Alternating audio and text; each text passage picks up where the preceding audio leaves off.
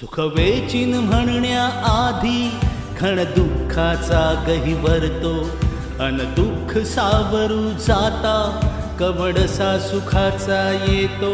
सुख वेचीन म्हणण्या आधी खण दुःखाचा गहिवरतो, अन दुःख सावरू जाता कवडसा सुखाचा येतो।